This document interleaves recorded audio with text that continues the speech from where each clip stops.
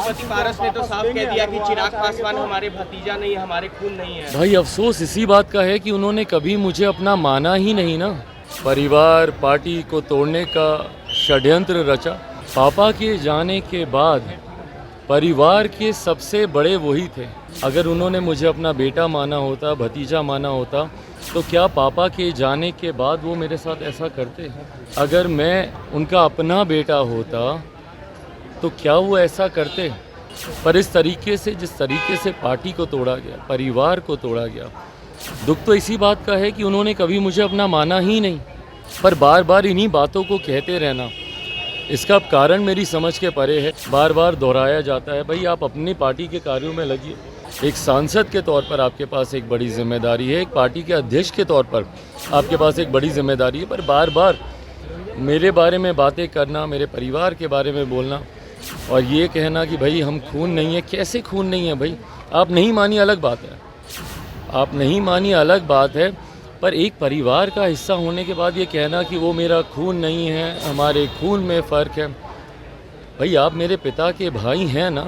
ये काफी ज्यादा करीबी है। उन्होंने कल एक बयान दिया है और कहा है कि अगर चिराग पासवान और पशुपति पारस एक साथ नहीं आते हैं तो बहुत ही दिक्कत हो जाएगी। भाई क्या दिक्कत होगी, नहीं दिक्कत होगी, वो अभी जहाँ पर हैं वहाँ की वो चिंता करें। जिनके साथ वो हैं, जिनके साथ मिलकर उन्होंने परिवार पार्टी को तोड़ने का षड्यंत्र रचा, उनकी चिंता वहाँ के लिए होनी चाहिए। मेरी चिंता करने के लिए पार्टी के तमाम कार्यकर्ता हैं और हम लोग भाई उस दौर से अब बहुत आगे निकल चुके हैं। पर पशुपति पारस ने तो साफ कह दिया कि चिराग पासवान हमारे भतीजा नहीं है, हमारे खून नहीं है। भाई अफसोस इसी बात का है कि उन्होंने कभी मुझे अपना माना ही नहीं ना। दिक्कत तो इसी बात की थी। पापा के जाने के बाद परिवार के सबसे बड़े वही थे। ईमानदारी से मुझे बताइए, अगर उन्होंने मुझे अपना माना होता, अगर उन्होंने मुझे अपना बेटा माना होता, भतीजा माना होता, तो क्या पापा के जाने के बाद वो मेरे साथ ऐसा करते? अगर मैं उनका अपना बेटा होता तो क्या वो ऐसा करते? भाई अगर कहीं पे कोई कठिनाई थी, बैठते ना, समझाते, बात करते। पर इस तरीके से, जिस तरीके से पार्टी को तोड़ा गया, परिवार को तोड़ा गया, दुख तो इसी बात का है कि उन्होंने कभी मुझे अपना माना ही नहीं।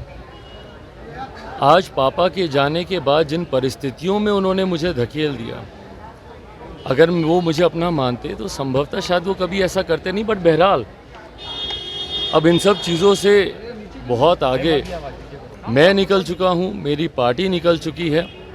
पर इस तरीके से, जिस तरीके से पार्टी को तोड़ा गया, परिवार को तोड़ा गया, दुख तो इसी बात का है कि उन्होंने कभी मुझे अपना माना ही नहीं। आज पापा के जाने के बाद जिन परिस्थितियों में उन्होंने मुझे धकेल दिया, अगर वो मुझे अपना मानते तो संभवतः शायद वो कभी ऐसा करते नहीं। बट बहरहाल अब इन सब चीज़ों से बहुत आगे मैं निकल चुका हूँ, मेरी पार्टी निकल चुकी है। पर बार बार इन्हीं बातों को कहते रहना, इसका कारण मेरी समझ के परे है कि क्यों इन्हीं बातों को बार बार दोहराया जाता है। भाई आप अपनी पार्टी के कार्यों में लगिए, आप अपने मंत्रालय के कार्यों में लगिए। बार बार मेरे नाम को लेकर मुझे इस तरीके से बेइज्जत करना, बार बार मेरे ऊपर इस तरीके की बातें करना, मैंने आज तक पिछले 2 सालों में आप देख लीजिए, ना मैंने उनके बारे में कभी कुछ कहा, ना कभी कुछ बोला। पर उन्होंने हमेशा समय समय पर रह कर जिस तरीके से मुझे अपमानित करने का, मेरे परिवार के बारे में बातें करने का, भाई आज की तारीख में एक बड़ी जिम्मेदारी है केंद्रीय मंत्री के तौर पर आपके पास। उन जिम्मेदारियों को आप निभाइए। एक सांसद के तौर पर आपके पास एक बड़ी जिम्मेदारी है, एक पार्टी के अध्यक्ष के तौर पर आपके पास एक बड़ी जिम्मेदारी है। पर बार बार मेरे बारे में बातें करना, मेरे परिवार के बारे में बोलना और ये कहना कि भाई हम खून नहीं है। कैसे खून नहीं है भाई? आप नहीं मानी अलग बात है, आप नहीं मानी अलग बात है, पर एक परिवार का हिस्सा होने के बाद ये कहना कि वो मेरा खून नहीं है, हमारे खून में फ़र्क है। भाई आप मेरे पिता के भाई हैं ना, उसको तो कोई नहीं झुठला सकता। आप मुझे अपना भतीजा माने नहीं माने, पर आप मेरे पिता आदरणीय रामविलास पासवान जी के भाई हैं।